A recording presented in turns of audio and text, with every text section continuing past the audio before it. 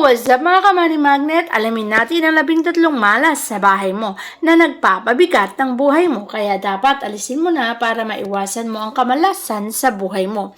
Ang una sa listahan ay ang mga pintuang tinatawag na lagus-lagusan. Ito ang mga pintuang magkakatapat. Bakit tinawag na lagus-lagusan? Kapag siniswerte ang isang bahay, mamalasin naman ang isang bahay. Hindi pwedeng sabay. Lumalagos ang swerte, kaya naman ang isang tahanan ay mamalasin kung ang katapat mong kapitbahay ay magkatapat ang pintuan. Kaya dapat mo na itong iwasan.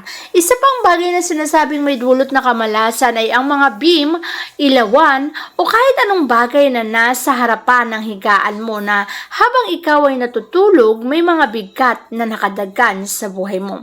Ang mga bagay na to ay maaaring magdulot ng kamalasan at maaari mong mamanifest ang bigat sa buhay mo. Siyempre, hindi mo mawawala sa kamalasan ang isang hagdanan na direktang nakatapat sa pintuan. Pagpasok kasi ng swerte, ang flow ng enerhiya ay agaran ding lalabas sa tahanan mo. Kaya naman ang mga positibong enerhiya ay hindi nagtatagal. Kusa itong lumalabas ng iyong tahanan. Kaya ramdam mo ang bigat ng buhay na kahit anong gawin mong pagsusumikap ay wala ding nangyayari sapagkat ang mga swerte ay patuloy na lalabas sa tahanan kung ang hagdanan ay direktang nakatapat sa pintuan.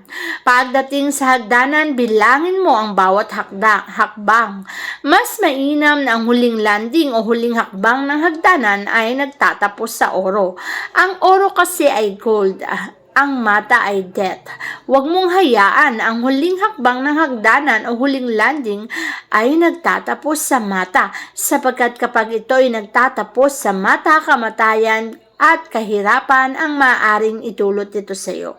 Kaya naman bilangin mo ang oro, plata, mata at sana ang huling landing ay nagtatapos sa oro para swerte ang ibibigay nito sa iyong buhay. Siyempre, hindi mawawala pagdating sa hagdanan, wag na wag mong lalagyan ng elemento ng tubig ang pinakailalim ng hagdanan mo. Anumang elemento ng tubig na nasa ilalim ng hagdanan ay maaaring magdulot ng kamalasan. Ang mga elemento ng tubig na yan ay tinatawag na water element na siyang katumbas sa pera, kaya hindi dapat napapatungan ng hagdanan. Huwag mo ring hahayaan na pagdating naman sa kusina, ang elemento ng tubig at ang elemento ng apoy ay magkatabi. Magkakaroon ng paglalaban.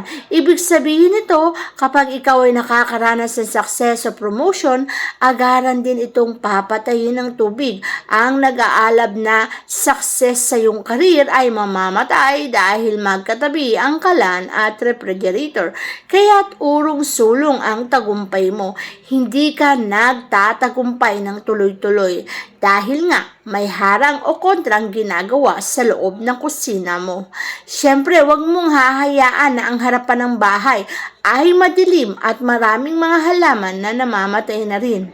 Kapag ganito ang uri ng iyong tahanan, magiging madilim din ang iyong buhay, mabigat at palagi kang urong-sulong sa tagumpay. Huwag mong pabayaan ang entrance door mo na may mga ganitong uri na makikita sa harapan ng bahay. Maaari kasi itong mag-cause ng kamalasan. Importanteng pagbukas mo ng pintuan ay ang mabubungaran ay isang maliwalas na bagay para aalis ka sa tahanan at babalik na maaliwalas din ang buhay. Huwag mo ring hahayaan na pagdating sa loob ng tahanan, samot-saring kamalasan, kalat-kalat ang mga damit, sapatos at kung ano-ano pa. Ito kasi nagre-representa sa isang uri ng pamumuhay na meron ka. Nagiging mabigat ang daloy ng pamumuhay at pasok ng blessing sa tahanan na magulo, madumi, maalikabok at higit sa lahat, hindi organisado. Ang ganitong uri ng pamamahay ay magpapasok ng negatibong enerhiya at kamalasan, kaya dapat mo nang linisin ang tahanan mo. Huwag mo ring hayaan na ang mga suklay ay ipinapatong sa mga lamesa mo, sapagkat kapag madalas mong ginagawa ito ay magkakaroon ka ng pagtaboy sa enerhiya ng grasya. Kaya naman magiging mabigat ang daloy at pasok ng kaperahan sa buhay mo. Magiging mabigat din ang daloy ng karera success sa buhay mo sapagkat hinaharangan mo ito ng mga bagay na hindi dapat ipinupwesto o inilalagay sa mga abundance area katulad ng kainan. Ang abundance area ay ingatan at huwag lagyan ng suklay para maiwasan ng kamalasan. Pagdating sa pintuan at pagbukas nito, huwag mong hahayaan na may family picture na mabubungaran. Hindi kasi natin alam ang maaaring pumasok na enerhiya sa pagbukas mo ng pinto. Maaaring ang enerhiya na pumasok dyan ay negatibong enerhiya at tatamaan ang sinumang taong nasa larawan na maaaring mag-cause ng pagkakasakit at kaya naman ay kalungkutan. Kaya't kung ayaw mong negatibong enerhiya ang tumama sa mga taong nakatira sa iyong tahanan, lalo na sa mga nakalagay sa picture na yan, iwasan mong itapat ito sa pintuan. Huwag mo ring hahayaan na iyong tahanan ay punong-puno ng mga lagusan katulad ng napakaraming bintana.